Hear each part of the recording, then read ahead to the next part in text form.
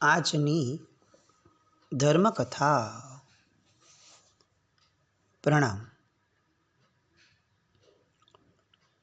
અષાઢા પૂતીજીનું ભરત મહારાજાનું નાટક. એવું કહેવાય છે કે ભરત મહારાજા પછીથી એમની ગાદીએ આવેલા અનેક અનેક અનેક રાજાઓ, ક્યાંક અસંખ્ય શબ્દ પણ વપરાયો છે, આ અનેક રાજાઓ એ જ રીતે આરીસા ભવનની અંદરમાં પોતે પોતાના વૈરાગ્યને પામે, પોતાના આત્માને સમજે અને પોતે ત્યાં કેવળ જ્ઞાન એ જ પદ્ધતિથી પામે જે પદ્ધતિથી ભરત મહારાજા પામેલા. દુનિયામાં આપણે ત્યાં 8 અજાયબીઓ ને બધું ઘણું બધું ચાલતું હોય છે, 7 અજાયબી ને બધી. ખરેખર આ વંડર્સ આ છે, અજાયબીઓ આ છે કે કોઈ એક રાજાની પાટે આવેલા, પોતાનું ભાગ્ય લઈને આવેલા, પોતાનો કર્મનો યોગ લઈને આવેલા એવા અસંખ્ય આત્માઓ એ પોતાના પૂર્વજ જે પદ્ધતિથી કેવળ જ્ઞાનને પામ્યા એ જ પદ્ધતિથી કેવળ જ્ઞાન પામે. આ અજાયબી નથી તો શું છે? એક બાપના ગાદીએ આવેલો દીકરો પણ છે ને પોતાની પદ્ધતિથી બિઝનેસ કરશે. જરૂરી નથી કે બાપની પદ્ધતિએ બિઝનેસ કરશે. પણ આ કેવું પુણ્ય અને આ કેવી ઉર્જાઓ એ આરીસા ભુવનમાં ભરત મહારાજાની છૂટી હશે. એ સમયની ચિંતનની ઇન્ટેન્સિટી કેવી હશે કે અસંખ્ય, કહી શકાય કદાચ પ્રાય એટલી બધી રાજગાદીઓ સુધી જન્મેલા દરેક આત્માઓ એ આરીસા ભવનમાં જાય. પાછા એ જતી વખતે એમનો ગોલ ન હોય કે હું હવે જઈશ તો કેવળ જ્ઞાન પામીશ. સહજ રીતે જાય, સહજ રીતે વીંટી સરકી જાય અને સહજ રીતે એમને પણ આ જ રીતના ભાવો આવે. અનબિલિવેબલ કહી શકાય એવી આ પરમાત્માના શાસનની વાત. અનબિલિવેબલ. આપણે ઘણી બધી વાર છે ને એટલી બધી મોટી વાતોની અંદરમાં સાંભળીને રમમાણ થઈ ગયા છીએ ને કે ઊંડાણમાં ઉતરવાની આપણી કોઈ તૈયારી જ નથી રહી. અને હકીકતમાં આ ભગવાનનું શાસન એ ઊંડાણમાં ઉતરવાવાળાઓનું શાસન છે. છપછપિયા કરવાવાળા લોકો તો લૌકિક ધર્મોની અંદરમાં ઘણા મળી જાય. ઊંડાણમાં ઉતરવું છે તો લોકોત્તર શાસનને પામી શકશો. આવી જે વાત છે. આપણે આપણી ક્ષમતા હોવા છતાં, બૌદ્ધિક ક્ષમતા આપણા બધાની અતિશય સુદૃઢ હોવા છતાં ખબર નહીં કેમ આપણે લોકો સેટલ થઈ જઈએ છીએ કે થોડું ઘણું પણ શીખી લઈએ એટલે ઘણો બસ.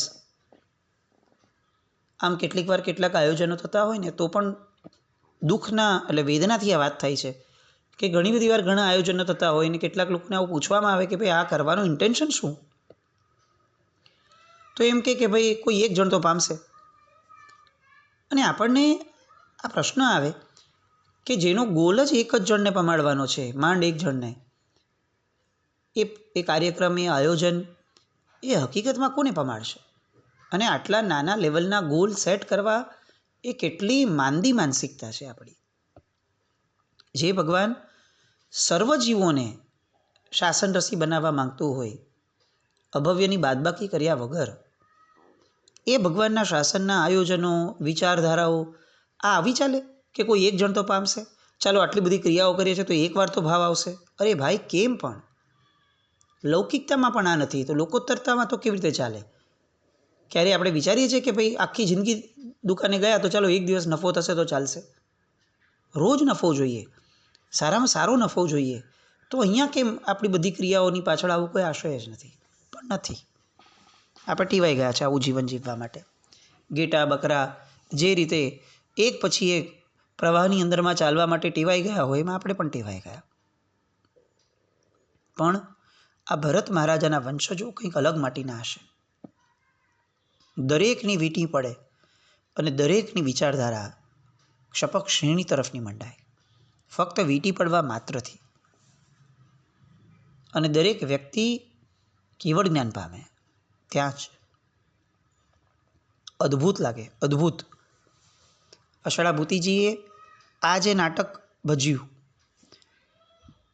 આપણે અષાઢા ભૂતિજીનું ચરિત્ર લઈએ છીએ ને એટલે કદાચ એ આપણી માટે પણ આલંબનરૂપ બન્યું કે આપણે આવી વાતોની અંદરમાં ઊંડા ગયા કે જેની અંદરમાં આપણને કેવળ જ્ઞાન બહુ જ ડિફિકલ્ટ લાગતું હોય એ રીતની આપણી આખી જે માનસિકતા થઈ ગઈ છે. એવામાં આપણને ખબર પડે કે મતિજ્ઞાનનો જો પ્રોપર ઉપયોગ કરવામાં આવે તો કેવળ જ્ઞાન એ બહુ ઢૂંકળું છે, બહુ નજીક છે, લાંબુ નથી, મુશ્કેલ નથી. પણ મૂળમાં આપણે એવો વિચિત્ર માર્ગ પકડ્યો છે કે જેમાં મતિજ્ઞાનને આપણે અડવાઈ નથી દેતા. ભાઈ બુદ્ધિ તો વાપરશું જ નહીં, મન તો વાપરશું જ નહીં, આત્મા સુધી જશું જ નહીં. સંવેદનાઓ, આત્માનો જે મૂળભૂત ગુણધર્મ છે ચૈતન્ય, એ ચેતનાઓને તો ઉપયોગ જ નહીં કરીએ.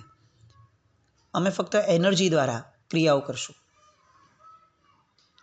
આ જે આપણી આખી માનસિકતા ઘડાઈ ગઈ છે, હવે એ માર્ગે તો કેવળ જ્ઞાન મુશ્કેલ થવાનું જ. કદાચ આવશે કે નહીં એ જ પ્રશ્ન થશે. એટલે પછી આપણે છાપ એવી મૂકી દીધી કે ભાઈ મોક્ષ તો બહુ મુશ્કેલ છે ભાઈ. આ આષાઢા ભૂતિજી એ આપણને કદાચ આવું શીખવાડવા માટે સર્જાયા હશે. જે પૂજ્ય મુક્તિદર્શન સુરી મહારાજ સાહેબ હંમેશા કહેતા કે મોક્ષ ખીચડી પકવવા જેટલો સરળ છે. એ આપણને આ આષાઢા ભૂતિજીનું દ્રષ્ટાંત સમજાવે છે. માર્ગસ્થ હોઈએ તો બધું સરળ છે, પણ જેને માર્ગસ્થ થવું જ નથી એ પછી લક્ષ્યને ભાંડશે, લક્ષ્યને મુશ્કેલ ગણશે. એ એની અપાત્રતા. ભરત મહારાજાનું પાત્ર ભજવતા ભજવતા ભજવતા જે રીતની સ્ક્રિપ્ટ હતી એ સ્ક્રિપ્ટ પ્રમાણે હવે એમને કેવળ જ્ઞાન થાય છે. સ્ક્રિપ્ટેડ કેવળ જ્ઞાન. ભરત મહારાજાને રોલ પ્લેને કેવળ જ્ઞાન. અને એટલે બંને બાજુએથી જે સ્ટેજ મંચ બંધાયો છે એની બંને બાજુએથી જે રીતે ઇન્સ્ટ્રક્ટ કરવામાં આવ્યું હતું એ રીતે દુંદુભી વગેરેના નાદ બજાવવાના શરૂ થયા. હજી એ ઉત્સવ ચાલે છે સ્ટેજ ઉપર કે મંચ ઉપર. લોકો તો એટલા બધા મગ્ન છે કે લોકો બિલીવ નથી કરી શકતા કે એ લોકો અત્યારે એ નગરીમાં હશે. બધાની દ્રષ્ટિએ એ લોકો અરીસા ભુવનમાં જ છે અને લાઈવ ટીવી શોની જેમ ભરત મહારાજાનું આખું આ કેવળ જ્ઞાન જુએ છે. એ કેવી ક્ષમતા હશે? સૌથી પહેલાં તો આપણે એ વિચારીએ આષાઢા ભૂતિજીની નટ તરીકેની કેવી ક્ષમતા હશે કે જે ભાવો ભરત મહારાજાએ અરીસા ભુવનમાં ભાવ્યા હતા એમણે એ ભાવોને અભિવ્યક્ત કર્યા. આ બહુ ડિફિકલ્ટ છે. મનમાં કેટલીક વસ્તુઓ વિચારવું અને લોકો સુધી એને ઇફેક્ટિવલી પહોંચાડવું, આ બેમાં બહુ મોટો ડિફરન્સ છે.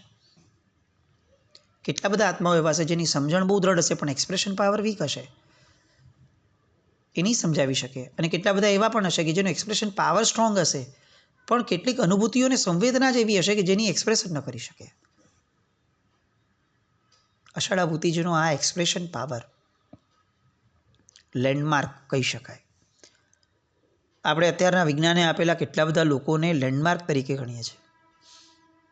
અત્યારની પ્રચલિત માન્યતાઓ, જો જીતા વહી સિકંદર, આ બોલવામાં આપણને સરળ લાગે છે પણ એનો અર્થ એ થાય છે કે આપણે લોકો સિકંદરને સૌથી મોટો વિશ્વ વિજેતા ગણીએ છીએ અને એટલે આવો ફ્રેઝ બોલીએ છીએ, જો જીતા વહી સિકંદર.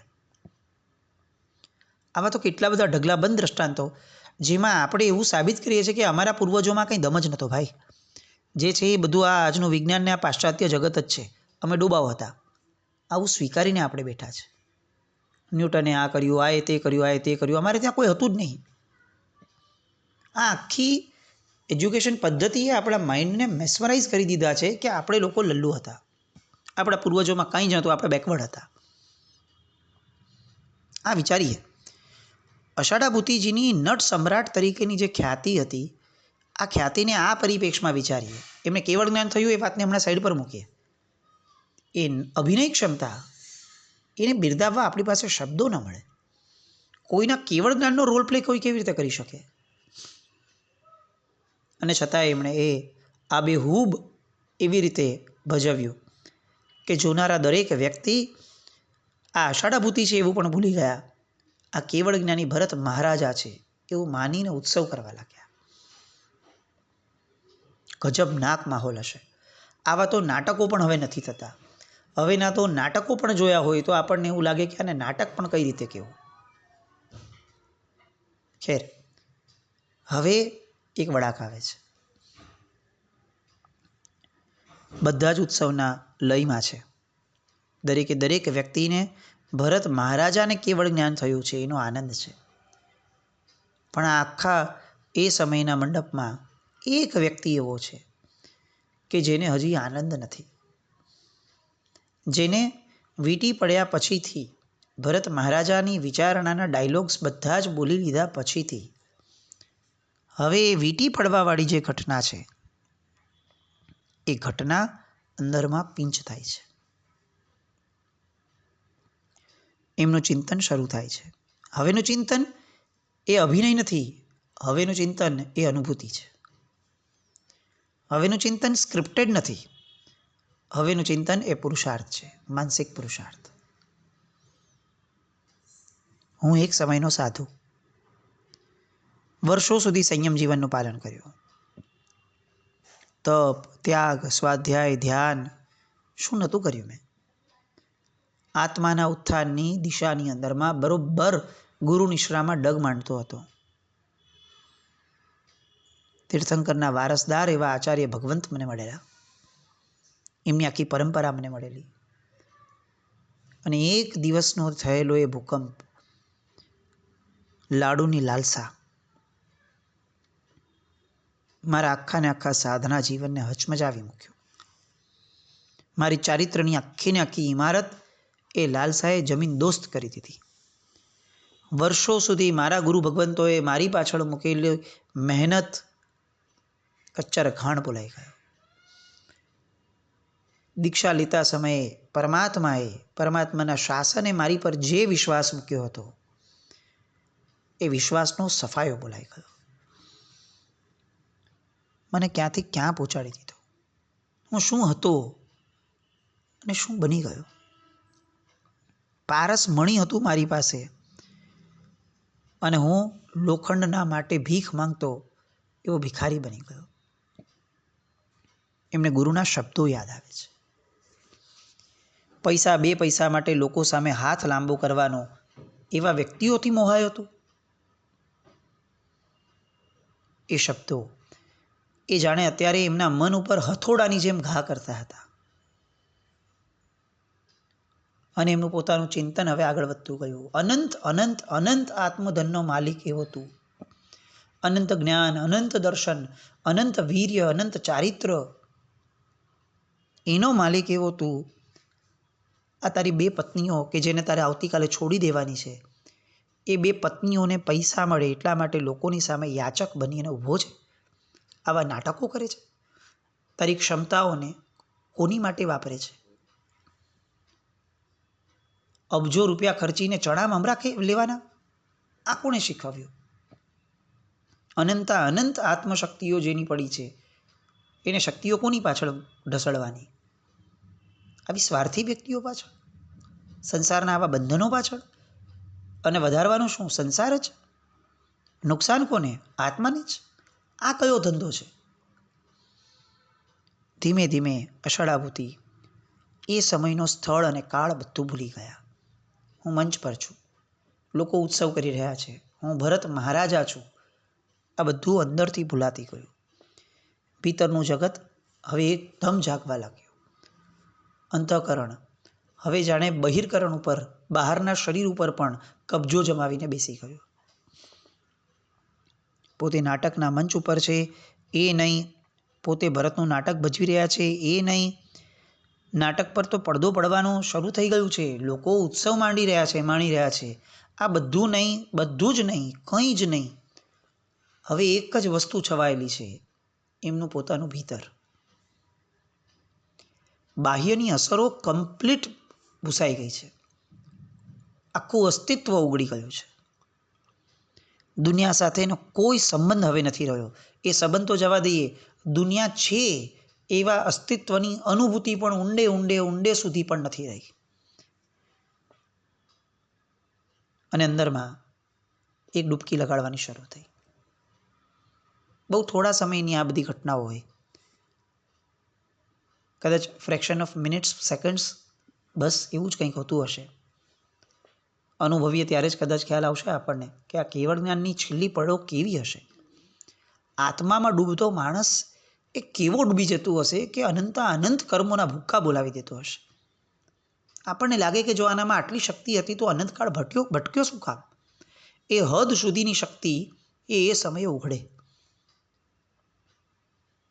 અષાઢાભૂતિજી પોતાની એ લાચારી, પોતાની એ દીનતા, એક પછી આલંબન સમક્ષ નજર લાવતા.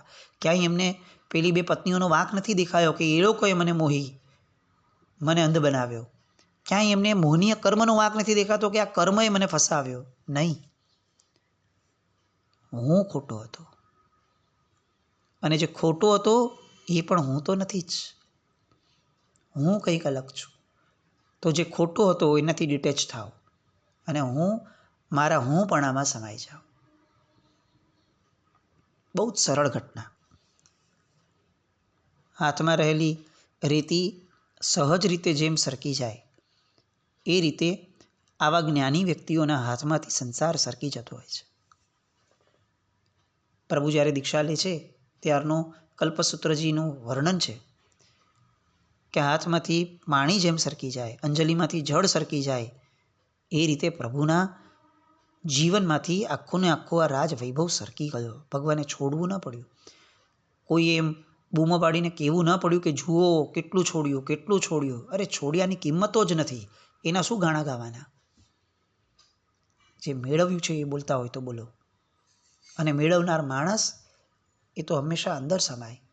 આ તો લોકોત્તર વસ્તુઓ છે, એની પ્રસિદ્ધિઓ ન ગવાય. આ તો ભીતરની અચીવમેન્ટ છે. અને આ ભીતરની અચીવમેન્ટ અષાઢાભૂતિજી પામવા લાગ્યા.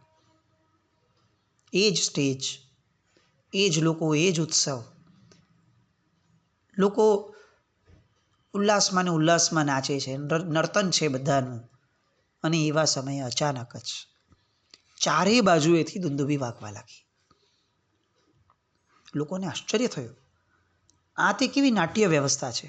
હમણાં જ હજી દુંદુભીઓ વાગી, કેવળ જ્ઞાનનો આપણે ઉત્સવ કરીએ છીએ.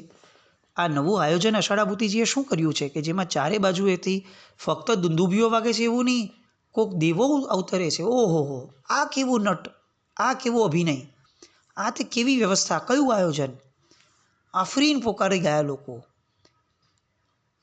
અને લોકોના એ ભ્રમને દેવતાઓ જાહેરાત કરીને તોડે છે. કેવળ જ્ઞાની અષાઢાભૂતિજીનો જય હો, કેવળ જ્ઞાની અષાઢાભૂતિજીનો જય હો. રોમાંચ ઊભા થઈ જાય આપણા. એ દ્રશ્યની કલ્પના કરીએ તો કેવું નાટક! ભગવાન આપણને આવું નાટક કરાવતા, ભજવતા શીખવી દે કે જેની અંદરમાં આપણે ખરા આપણો રોલ જે છે, આપણે પોતે જે છીએ ને એ જ આપણે એને પામી જઈએ. સંસારમાં હું કોક છું, મારું નામ આ છે, હું આમનો દીકરો છું, હું આમનો પતિ છું, હું આમનો આ છું, તે છું. આ બધા નાટકો નથી તો શું છે? 70-80 વર્ષનો સ્ટેજ પ્લે, બીજું શું? અને 70-80 વર્ષના સ્ટેજ પ્લેની અંદરમાં જે પણ બને એની કિંમતો શું? ભાઈ ડ્રામા છે, સ્ટેજ ઉપર બન્યું કાંઈ તો એની કાંઈ અસર નથી. કોઈક હીરોને આપણે સ્ક્રીન ઉપર ખોટું કરતા જોઈએ તો નીચે ઉતરીને આપણે એના પ્રત્યે દ્વેષ નથી રાખતા. આપણને ખબર છે કે એ રોલ પ્લે કરતો હતો. ભાઈ અહીંયા એ રોલ પ્લે જ છે. કર્મસત્તાએ જે સ્ક્રિપ્ટ લખી એ બિચારો ભજવે છે, તો કેમ એના પ્રત્યે દ્વેષ? કેમ એના પ્રત્યે રાગ? કેમ એના પ્રત્યે કોઈ પણ કમેન્ટ આપવાનું આપણને મન થાય? હું મારામાં સ્થિર કેમ ન રહું? મારા આનંદને કેમ ન માણું? કોઈ પ્રસંગ માટે કેમ કમેન્ટ કરું? મારે શું જરૂર છે આવી પારકી પંચાયતોમાં પડવાની? જ્યાં મારું શરીર જ પારકું છે ત્યાં જગતમાં બનતી આ બધી ઘટનાઓ એ તો કેટલી બધી પારકી છે. જગત એના સ્વભાવ પ્રમાણે ચાલવાનું. મારા વિચાર્યાથી તો હું મારું જીવન નથી બદલાવી શકતો, જગત શું બદલાવીશ? આ સ્પષ્ટતા જીવને નથી. અને આ સ્પષ્ટતા અષાઢાભૂતિજીને આવી. દીક્ષા લેવાના તો મનોરથ હતા આવતીકાલથી, પણ આજે જ દીક્ષા સામે ચડીને વેશ આવ્યો. દેવતાઓ વેશ લઈને આવ્યા કે આચાર પ્રમાણે આપ વેશને સ્વીકારો એવી માંગણી થઈ. અને કેવડી છે એને તો વળી શું, પણ એક આચાર લોકોત્તર શાસનનો વેશ ગ્રહણ કરે છે. કેવળ જ્ઞાની થઈ અને અષાઢાભૂતિજી વિચરે છે. મોહનીય કર્મને જે તમાચો માર્યો છે, જે એનો હ્રાસ કરી દીધો છે, જે ખતમ કરી દીધું છે, અને એ જે પદ્ધતિથી થયું એના ઊંડાણમાં હજી આપણે જવાનું બાકી છે અને આપણે જશું. આ આખા દ્રષ્ટાંતને યાદ રાખીએ. આવતા 2 દિવસ આપણો વિરામ આવશે, પણ આ 2 દિવસ દરમિયાનમાં આખું દ્રષ્ટાંત આપણે અંદર એવા ઓળખોળ થઈને વાગોળી લઈએ કે એમાંથી ક્યાં મોહનીય કર્મ હતું અને કઈ રીતે મોહનીય કર્મ ગયું અને કઈ રીતે એમણે મોહનીયના હુમલા સમયે પણ પોતાને બચાવીને રાખ્યો. અને આ આખા કેવળ જ્ઞાનના ક્રમની અંદરમાં આખી ઘટનામાં એક વ્યક્તિની સૂઝબૂઝ, અષાઢા ભૂતિજી સિવાયના એક વ્યક્તિની સૂઝબૂઝે આખો ને આખો ક્રમ બદલાવ્યો છે. આપણે લાખ નહીં, કરોડ નહીં, અબજ પણ નહીં, અનંત અનંત એમને ક્રેડિટ આપવી જોઈએ કે એ જ વ્યક્તિ હતા કે જેણે એ સમયે કંઈક એવું કર્યું કે જેના કારણે આ અષાઢા ભૂતિજી એ પતન પછી પણ આવું ઉત્થાનને પામ્યા. એ બધી વાત માટે આપણે ફરીથી મળશું 2 દિવસ પછી. પણ આ બધી વાતો બહુ જ વિચારવા અને વારંવાર સાંભળવા જેવી છે. મોક્ષ માર્ગ એ આવા દ્રષ્ટાંતોના આધારે સમજાશે. એટલે પુનઃ આવા સ્વાધ્યાય થતા રહે એવું ઈચ્છીએ આપણે. બસ આપણે પણ કમસે કમ આ ભવની અંદરમાં માર્ગસ્થ બની શકીએ જીવનના છેડા સુધીમાં, જેની તાકાત આપણી છે જ અને જે કરવા જ આપણે સર્જાયા છીએ. બસ એ જ સર્જનહારનું સર્જન એના ખરા સર્જનના આશયને પામે એવી શુભ મંગલ કામના સાથે જીનાજ્ઞામૃત કંઈ પણ બોલાય તો મિચ્છામિ દુક્કડમ. જૈનમ જયતિ શાસનમ.